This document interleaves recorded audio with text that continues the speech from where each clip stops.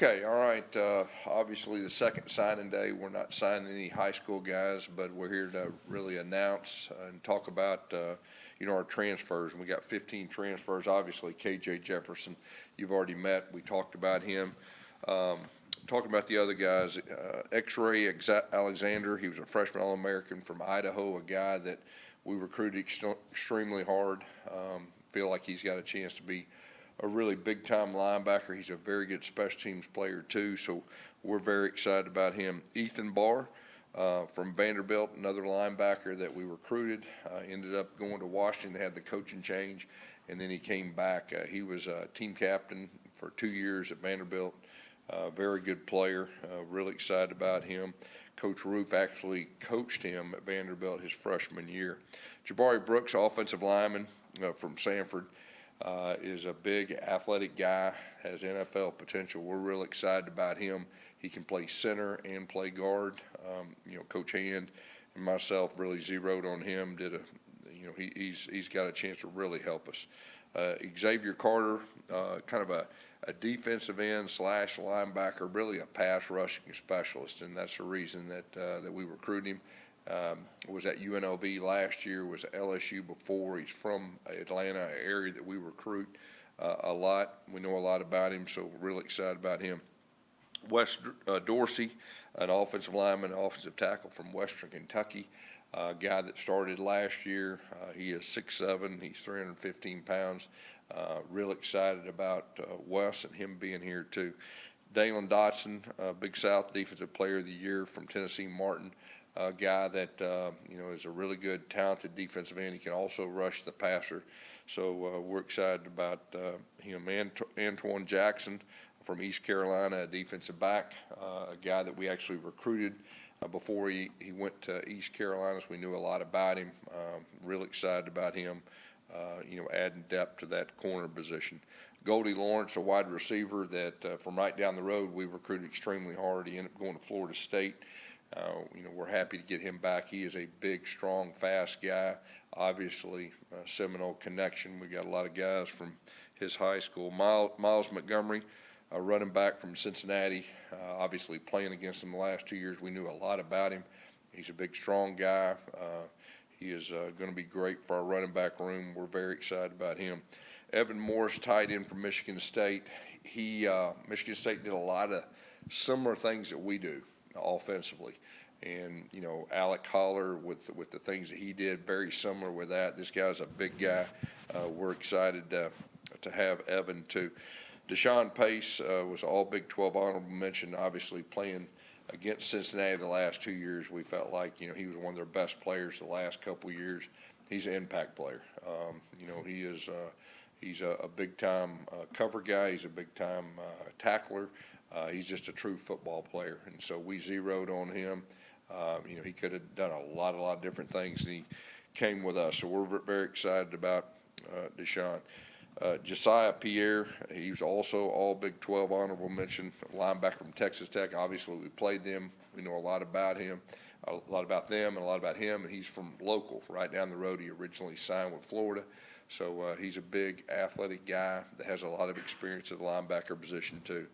Ladarius Tennyson is a guy that I actually recruited at Auburn when I was head coach there from Rockledge, right down the road. He went to Ole Miss.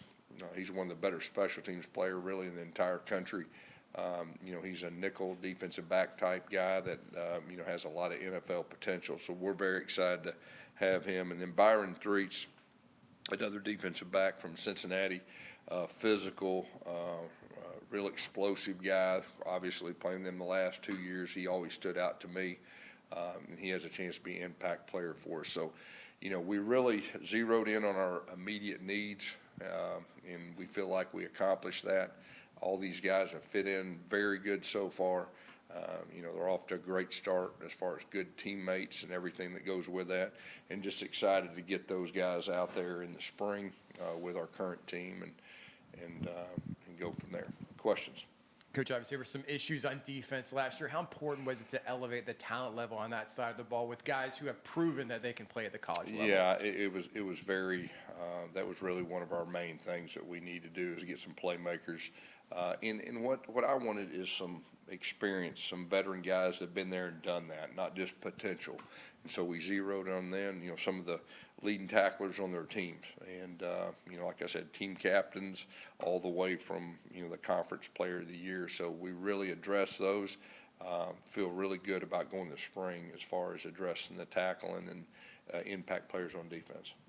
Gus, how much did your efforts in the transfer portal change a little bit, maybe, or altered because of that first season in the Big 12? Did you maybe have to tweak some things based on what you guys saw from the league? Yeah, there's no doubt. I mean, when you learn, obviously, the first year you go through a league, and this was a very physical league. A lot of people on the outside would think, it's a 7-on-7 type league. It was just the opposite.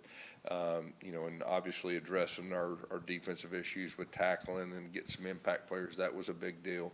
A few offensive linemen, to mix in with what we already have, that was really important. A tight end, we got us a tight end too that had experience, which, coupled with the guys we got coming back, that was important too. You had some issues on defense, like I said before, but aside from quarterback, you guys focused a lot on linebacker this transfer portal. What are some of the guys on the linebacker position going to bring to the team? Yeah, the big thing is we lost our two starters, okay, and we were a little thin at linebacker last year anyway, as far as experience goes, and just felt real strong that we need to get some experience there, some guys that have played and played well. And we did that. We addressed the needs, and we got some good young guys coming up that I think are going to be good in time. And so, really address that need, and real excited about the group coming in. You mentioned that you landed a couple of offensive linemen with the loss of a lot of offensive linemen either to graduation or transfer portal. Did you guys highlight that as a position of need when looking at the transfer portal? Yeah, when we're in the transfer portal, it is very specific. Just for our need, and we still are committed to building this thing the right way through the high school, building it that way. But these were all needs, immediate needs that we felt like we needed to address, and that's exactly what we did. And the offensive line, getting these two guys was a part of that. You talked a little bit about Miles. He had one of the higher yards per carries in the conference last year. Yeah. Can you talk a little bit about more what he adds to the running back room? First of all, he's a great person. We're all, you got to make quick decisions in the transfer portal, but, we start with the type of people they are. And he's an outstanding young man. He breaks tackles. He's a physical runner. And when you see him, you can tell he's really put together well. He's a veteran guy, protects the football. So it was all those things combined. Gus, you got 3 players from Cincinnati, which is kind of one of your guys' rivals. Yeah. Is that showcase kind of how the transfer portal's changed, that you're able to bring along some guys that maybe you faced against, in the last couple of years, and now you had a chance to actually see them in person? I think when you coach against someone, you know everything about them. And so, had a lot of respect for these 3 players we brought in. The last 2 years, obviously, that's kind of turned into a rival of ours. And, just all 3 of those guys were really, really good players the last couple of years. So it was great to get them with us. I know center was kind of a revolving door with injuries and different things that happened last year. You signed Jabari Brooks from Sanford. No, Caden Kittler returns. Would that kind of be the competition that you see in spring between those two guys? I think so. And Jabari's capable of playing guard too. And Walt Clare is another guy that's, we feel really good about, with the center position. There'll be some good competition, and you can never have enough depth, at center. And so, all 3 of these guys will be in the mix. What is the kind of personality traits that you're looking for when recruiting a guy, either a commit or a transfer? What do you want to see from them? Yeah, well, transfer, it's like immediate need. You got to say, can they play? Can they come in here right now and help us, and then you also look to see their character, like, I said. As far as high school, it's just like we're recruiting the top players in the country, that we feel like can help us win a championship. And, from a high school standpoint, you get to know these guys a lot better. You develop a true long-term relationship. The portal's a little bit different. That's just a deal that everybody's learning. So you do the best you can as far as everything goes. But the bottom line is you turn the film on and say, okay, yeah, he can definitely come in here and help us. Gus, you added another coach in Coach Reed since we last got a chance to Yeah. speak with you. Yeah. What does he bring to the coaching staff, and, Yeah. and how excited are you to have him come and join you guys? Yeah, Trevon is a guy that, he was a top 10 player in the country back, I guess, in 2009. We recruited him out of Louisiana. I mean, he played for 2 national championships with us. Played in the league for a long time, and just, he's like family, and real excited to bring him. He's a dynamic personality. As far as a coach, the sky's the limit. He's a really, really good recruiter too, and has that ability to relate to players. And I just think, under Addie's leadership of the secondary, I think he's really going to do a great job with our corners. For fans who maybe don't quite understand how the transfer portal works, can you just kind of explain like what that process is like, how you connect with these players and how you get them to come here? Yeah, well, they have to go in the portal first, and, as soon as a player goes in the portal, I mean, you've got to really be quick about getting film up and, doing as much homework as you can in a short period of time, and then you get them on campus and you get around face to face, and just, that's the best way to for me to know if they fit or not, and, but it's all about immediate needs for us. Coach, from a high school level, how do you perceive this February signing day now?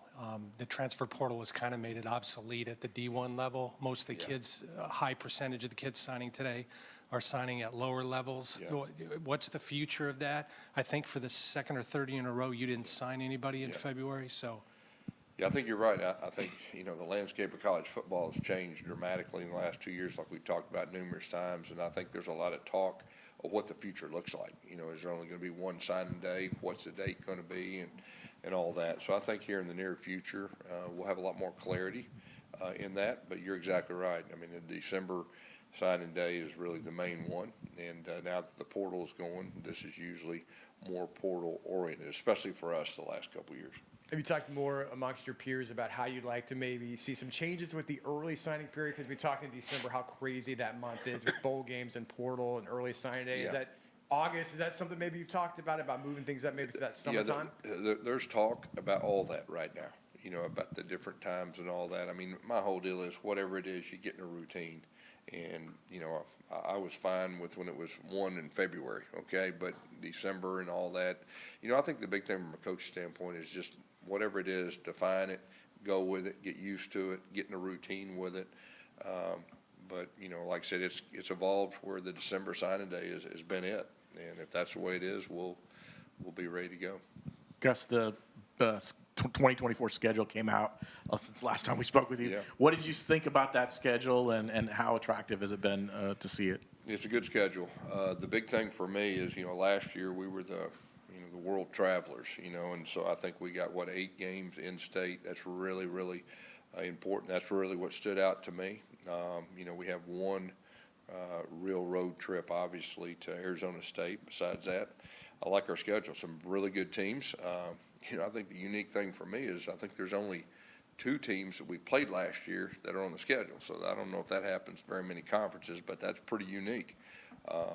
We're excited about it. I think there's going to be some really, really good home games that our fans are really going to enjoy, and so we're looking forward to it. The bye weeks that you guys have set up, and Yeah. you get the early bye week, and then you face Colorado, and then go to Florida. Is that how beneficial is that for you guys early on? I think it's good. Of course, you always, when you look at your bye weeks, which I'm fine with our bye weeks, you also look to see how it affects, do they have a bye week the same week you have? And then how many teams have bye weeks before they play if you don't have a bye week? So you kind of look at all those. But overall, I think it's a solid schedule for us, and I think it sets up a whole lot better than last year. Last season, one of the strengths on the offense was the playmakers, R.J. Harvey, Kobe Hudson. So how is it adding these guys into the mix and making sure they get the time that they need, along with the new commits and learning from under them? Well, that's 2 of the better players, coming back in our league, not just our team that you said. I mean, they're impact players, so we're very excited to have those guys back, along with, KJ Jefferson coming in, and, and then the rest of the group coming in. I mean, you're just trying to build a team and a roster that gives you a chance to win a championship. A lot of the guys that you got in the transfer portal were, either from Orlando or like from around the area. How important was it to land local talent? Yeah, so when we first got here, I mean, we recruited the top players, you know, from around the area, even if they were 5-star, 4-star, and we tried to develop those relationships. And the thinking was that if they don't sign with us, they go somewhere else, well, we're gonna be waiting on them back here at home. So you see that starting to become more and more of a reality, which that was part of the plan when we first got here. Okay, thank you all.